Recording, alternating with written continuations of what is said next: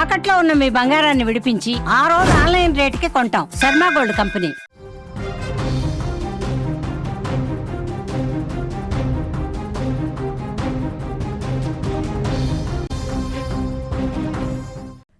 Ukraine పై పగ తీర్చుకొని తీర్తామని కూడా పుతిన్ చెప్తున్న పరిస్థితి కనిపిస్తుంది. ఉక్రెయిన్ పై దాడిని ఎవ్వరూ ఆపలేరు. డొనాల్డ్ ట్రంప్ కి పుతిన్ తేల్చి చెప్పినట్లుగా తెలుస్తోంది. యుక్రెయిన్ దాడిని రష్యా ఇప్పటి వరకు కూడా జీర్ణించుకోలేని పరిస్థితి కనిపిస్తోంది. ఇప్పట్లో యుద్ధాన్ని ఆపలేమని కూడా ట్రంప్ కి చెప్తున్నారు పుతిన్ చాలా ఆగ్రహంగా ఉన్నాడని ఒక క్లారిటీ అయితే వస్తోంది. 1:15 సాగిన పుతిన్ ట్రంప్ ఫోన్ సంభాషణలో ఎలాంటి విషయాలు బయటకొచ్చాయి? ఇరాన్ న్యూక్లియర్ ఇష్యూ పైన చర్చలు జరుగుతున్నాయి. భారత్ పాక్ యుద్ధం పైన ఇద్దరి మధ్య చర్చ చాలాసేపు జరిగినట్లుగా తెలుస్తోంది. యుక్రెయిన్ పై రష్యా ఆగ్రహంతో రగిలిపోతున్నట్లుగా ఇక్కడ మనకి క్లియర్ గా కనిపిస్తోంది. రష్యా భూభాగంలోకి యుక్రెయిన్ జరిపిన డ్రోన్ దాడికి బదులు తీర్చుకునేందుకు రష్యా సిద్ధంగా ఉన్నట్లుగా మనకు అర్థమవుతోంది. రష్యా యుక్రెయిన్ల మధ్య ఇప్పటికిప్పుడు శాంతి చర్చలు కష్టంగానే ఉన్నాయంటూ అమెరికా అధ్యక్షుడు డొనాల్డ్ ట్రంప్ తన సోషల్ మీడియా ట్రూత్ లో రాసుకొచ్చారు.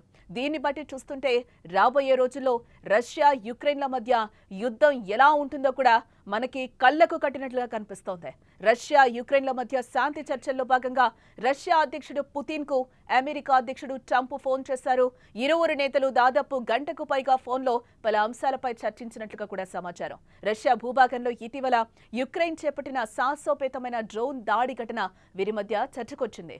దీనికి రష్యా గట్టిగా బదులు తీర్చుకోవాల్సి ఉందని పుతిన్ పేర్కొన్నట్లుగా ట్రంప్ తన సోషల్ మీడియా ట్రూత్ లో వెల్లడించారు. అసలేం జరిగింది, ఈ వారం ఎక్కడి వరకు దారితీస్తుంది యుక్రెయిన్ రష్యా మధ్య అనే అంశాల్ని మా న్యూస్ ఎడిటర్ తిరుమల అడిగి తెలుసుకుందాం. తిరుమల్, యుక్రెయిన్ ని వదిలేది లేదంటూ కూడా పుతిన్ గట్టిగా చెప్తున్న పరిస్థితి కనిపిస్తుంది. ట్రంప్ పుతిన్ మధ్య కూడా దాదాపు గంటన్నరకు పైగా చర్చలు జరిగాయి. ఈ వారు ఎక్కడికి దారితీసే అవకాశాలు కనిపిస్తున్నాయి? జానకి, చాలా స్పష్టంగా డొనాల్డ్ ట్రంప్ ఎప్పుడైతే ఉక్రెయిన్ రష్యా పైన ఊహించని మెరుపుదాడి చేసిందో, మెరుపుదాడి చేసిన తర్వాత రష్యా ఏ క్షణమైన ఉక్రెయిన్ పైన విరుచుకుపడే అవకాశం ఉంటుంది.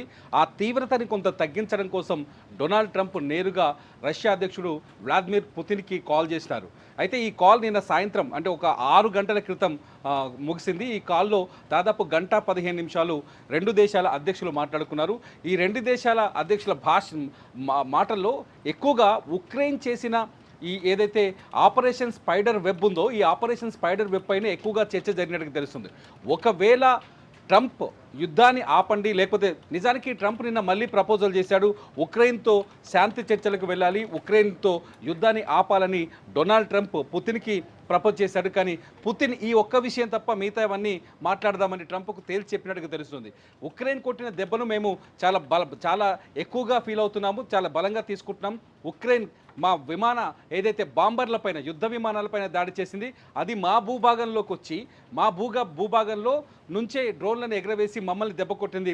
ఉక్రెయిన్ చేసిన ఈ కోవట్టు దాడిని, దొంగ దాడిని ఖచ్చితంగా దానికి గుణపాఠం చెప్పి తీరుతాం, ఆ తర్వాతే శాంతి చర్చలు అంటూ పుతిన్ డొనాల్డ్ ట్రంప్కి చాలా స్పష్టంగా చెప్పినట్టు తెలుస్తుంది. ట్రంప్ తన ట్వీట్లో చాలా స్పష్టంగా చెప్పారు, నేను దాదాపు 1:15 పాటు పుతిన్తో మాట్లాడాను.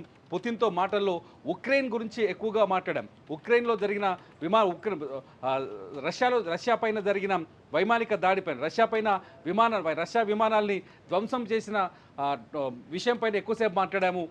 దానిపైన పుతిన్ చాలా ఆగ్రహంగా ఉన్నారు.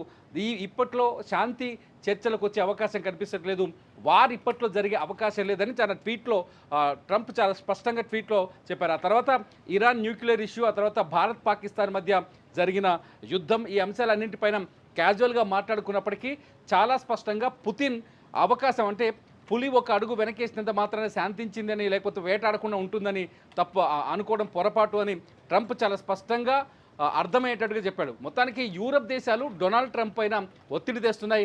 ఉక్రెయిన్ పైన ఒకవేళ ట్రంప్ దాడి చేసే అవకాశం ఉంది, అణుబాంబులు వేసే అవకాశం కూడా ఉంది. ఇది యూరప్కి చాలా ప్రమాదకరం.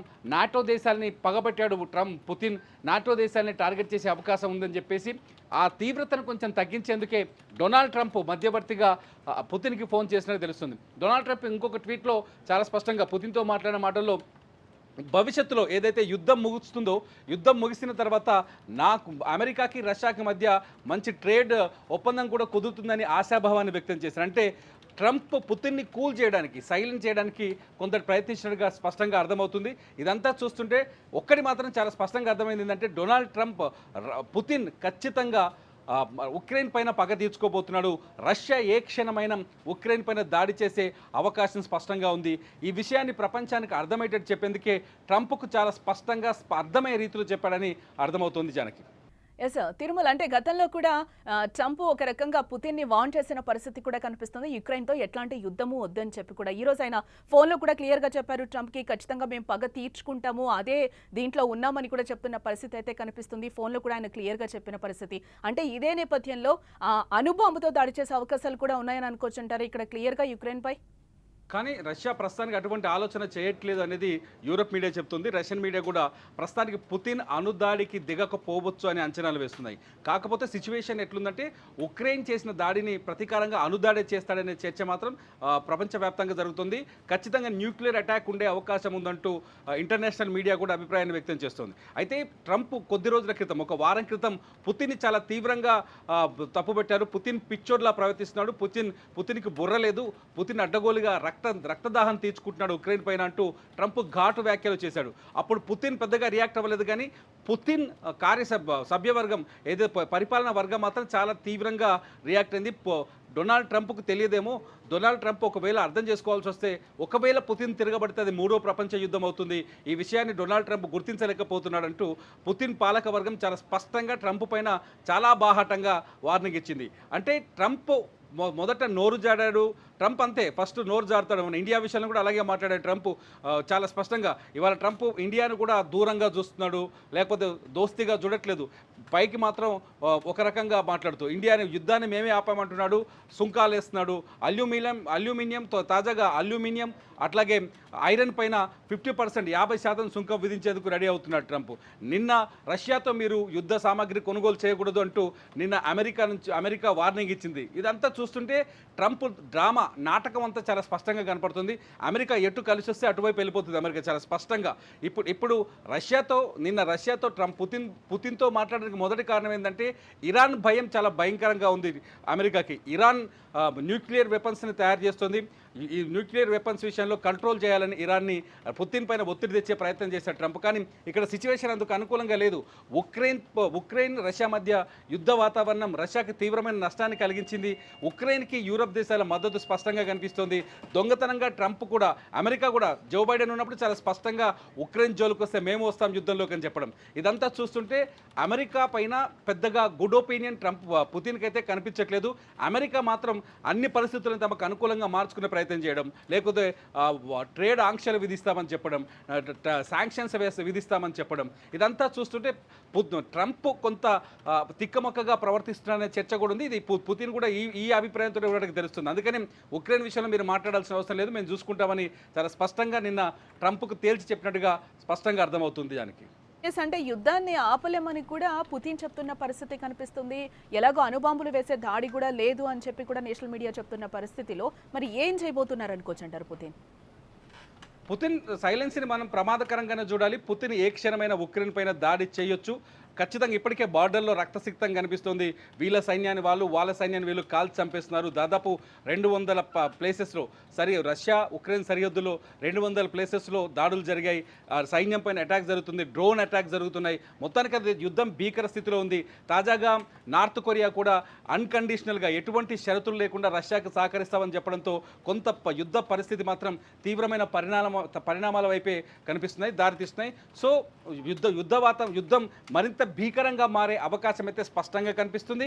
ఏ క్షణమైనా రష్యా ఉక్రెయిన్ పైన ఖచ్చితంగా దాడి చేయబోతుందని మాత్రం ఇంకొకసారి స్పష్టంగా అర్థమైంది జానకి.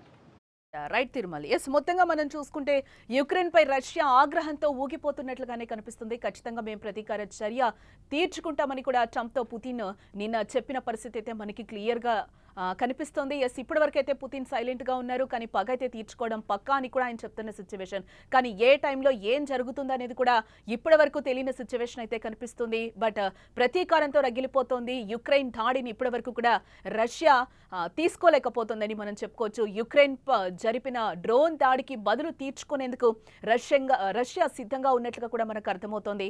రష్యా యుక్రెయిన్ల మధ్య ఇప్పటికిప్పుడు శాంతి చర్చలు కష్టంగానే ఉన్నాయంటూ కూడా అమెరికా అధ్యక్షుడు డొనాల్డ్ ట్రంప్ చెప్తున్న పరిస్థితి కనిపిస్తుంది. ఎస్, ఇప్పుడు టోటల్గా రష్యా యుక్రెయిన్ యుద్ధం ఎటువైపు దారితీస్తుందో అనేది కూడా చూడాల్సిన అంశం.